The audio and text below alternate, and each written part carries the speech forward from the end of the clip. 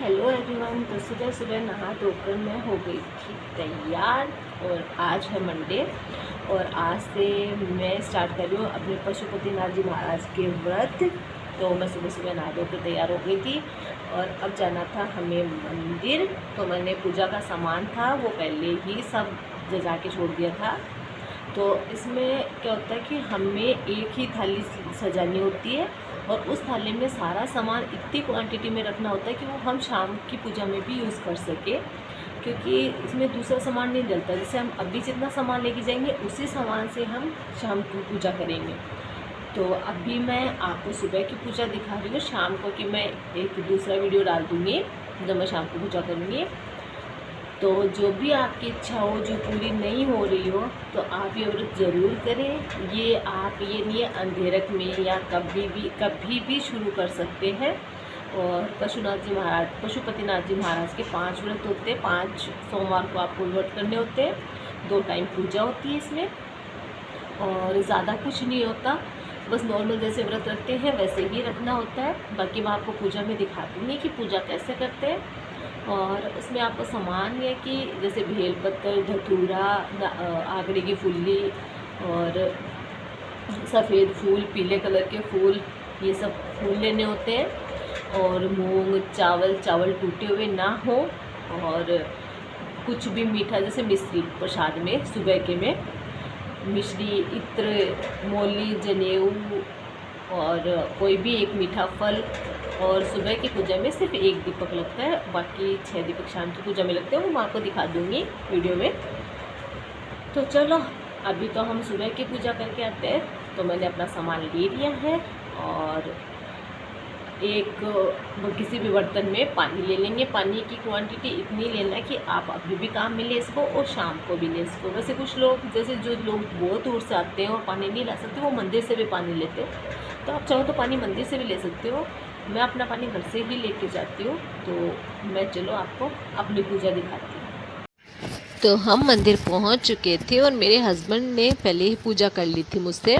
मैं और मेरे हस्बैंड दोनों ये फास्ट रख रहे हैं।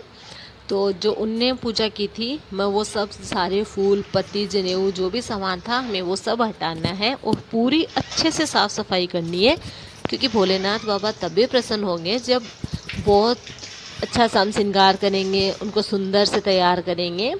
तो हमें सबसे पहले अब पूरी अच्छे से साफ़ सफाई करनी है। और एक चीज़ का ध्यान रखना है कि हम जब भी शिवलिंग की सफाई करें या जल चढ़ाएं, कुछ भी करें, तो हमारे हाथ में किसी भी चीज़ का घर्षण नहीं होना चाहिए शिवलिंग पे, जैसे चूड़ी का या ब्रेसलेट का, अंगूठी का। तो हमें कोई भी ऐसी चीज़ हाथ में नहीं पहननी है। चूड़ियाँ हैं वो ऊपर चढ़ा लेनी है और जो भी हम लोगों ने अंगूठी या कुछ भी पहन रखी है, जैसे मैं हमेशा 2 अंगूठी पहन के रखती हूँ, तो मैंने वो निकाल दी है। और जो भी छोटा मोटा सामान था मैंने वो सब वहाँ से हटा दिया है। और ये नहीं कि शिवलिंग की बस ऊपर से सफाई कर ली, नीचे वो सामान हर कहीं जा रहा है, नहीं, हमें सारा अच्छे से उठा के और फिर साफ़ करना है और किसी पॉलीथीन में डाल देना है। जैसे यहाँ पे पॉलीथीन रखी हुई थी तो मैंने सारे फूल पत्ती उसमें डाल दिए। और ये देखो मैं अपना पानी घर से लेके आई थी और मैं दोनों टाइम की पूजा में अब यही पानी काम में लेऊँगी। तो मैंने सबसे पहले जल चढ़ाया शिवलिंग पे और उसके बाद मैंने नंदी महाराज पे जल चढ़ाया। अब मैं यही पानी अभी घर लेके जाऊंगी और शाम को यही पानी लेके आऊँगी और इसी से मेरी वापस पूजा करूँगी। तो सबसे पहले हमें पंचामृत से शिवलिंग पे स्नान कराना है। और पंचामृत जैसे दूध, दही, शहद, चीनी, घी इनसे मिला के बनाना है। तो हमें ये भी इतनी क्वांटिटी में बनाना है कि हम शाम को भी काम में ले सकें। तो मैंने पहले शिवलिंग पे थोड़ा सा पंचामृत चढ़ाया और फिर नंदी महाराज पे और फिर मैंने इनको स्नान कराया अच्छे से। हाँ, तो पूरा अच्छे से हमें साफ़ करना है, अच्छे से स्नान कराना है भोले बाबा को और फिर वापस से पानी से वो सब साफ़ कर देना है, पंचामृत पूरा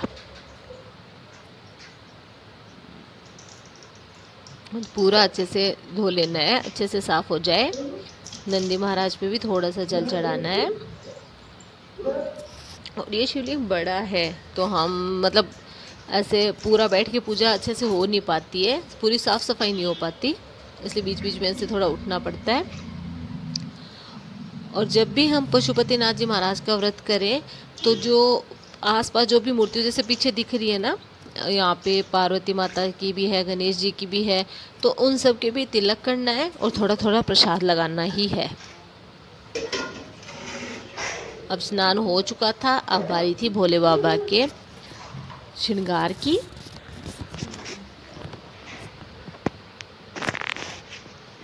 तो सबसे पहले मैं जनेऊ पहनाऊँगी। मेरे पास छोटा ही जनेऊ था, तो मैंने ऊपर लगा दिया।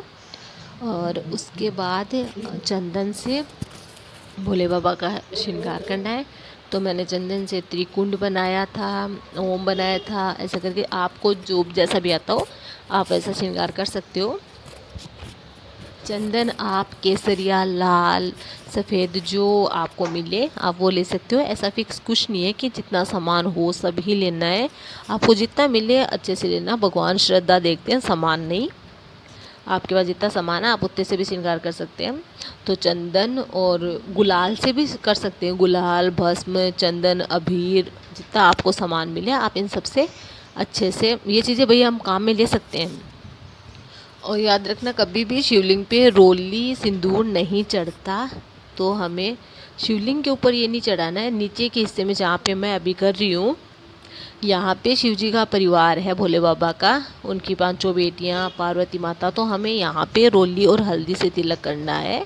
और आगे की तरफ है, बीच में अशोक पुत्री और साइड में कार्तिकेय जी और गणपति पापा, तो हमें उनको भी तिलक करना है। और नंदी महाराज को भी, इनको हम रोली और सिंदूर चढ़ा सकते हैं। सिर्फ शिवलिंग पे नहीं चढ़ता और ना ही मोली चढ़ती है, तो कभी भी शिवलिंग पे मोली नहीं चढ़ानी है। वो हमें जहाँ पे शिव जी का परिवार है वहीं चढ़ानी है और नंदी बाबा को चढ़ानी है, शिवलिंग पे कभी नहीं चढ़ानी है। और उसके बाद जो भी आप अशोक पुत्री के मतलब सिंदूर लगाएं वो आप अपने मांग में भर लें, ये बहुत शुभ होता है। और जो भी आप जैसे धतूरा, बेलपत्र, आकड़े की फुल्ली, ये सब सामान भोले बाबा के श्रृंगार में लगती हैं, तो इन सब से आप ऊपर रख के श्रृंगार कर सकते हो। मुझे आज बेलपत्र नहीं मिले थे क्योंकि आज मंडे था, आज तोड़ते नहीं है। और कल मैं भूल गई थी और मंदिर में शायद मेरे से पहले कोई ऐसे आए नहीं जिन्होंने बेलपत्र चढ़ाए हो, वरना मैं धो के वो भी काम में ले सकते हैं। उसके बाद हम जो भी प्रसाद लाए हैं, जैसे मूंग, चावल और मीठे में मिश्री,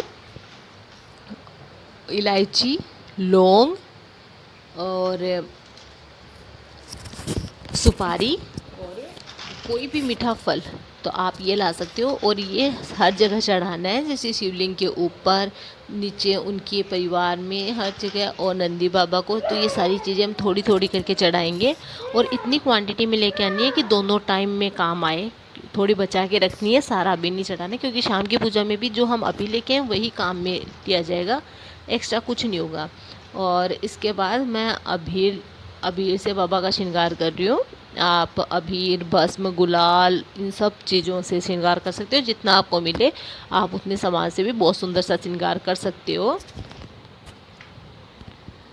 उसके बाद यहाँ पे मैं भोले बाबा को इत्र लगा रही हूँ। भोले बाबा को इत्र बहुत ज़्यादा पसंद है, तो वो हमें लेके ही जाना है। और पूरी श्रद्धा और मन से करोगे तो बाबा आपकी पुकार ज़रूर सुनेंगे। और आपके 5 वर्ष पूरे होने से पहले पहले आपकी जो भी इच्छा है वो पूरी हो जाएगी। उसके बाद सुबह की पूजा में सिर्फ 1 दीपक लगेगा, तो हम 1 दीपक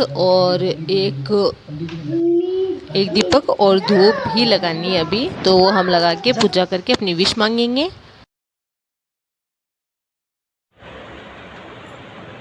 पूरी पूजा ख़त्म करने के बाद हम नंदी महाराज के कान में अपनी विश मांगेंगे। और बस सुबह की पूजा इतनी है। अब उसके बाद होगी शुरू शाम की पूजा, तो उसका मैं एक अलग से वीडियो डाल दूँगी। और सच में ये व्रत रियल में इतने मतलब लाभदायक है कि अगर आप करोगे तो आपकी 5 वर्ष पूरे होने से पहले पहले आपकी विश कन्फर्म पूरी होगी। तो बस भोले बाबा का मन से और पूरी इच्छा से ये व्रत करें। मिलते हैं नेक्स्ट वीडियो में। अब मैं आपको नेक्स्ट वीडियो में बताऊंगी कि शाम की पूजा कैसे होती है।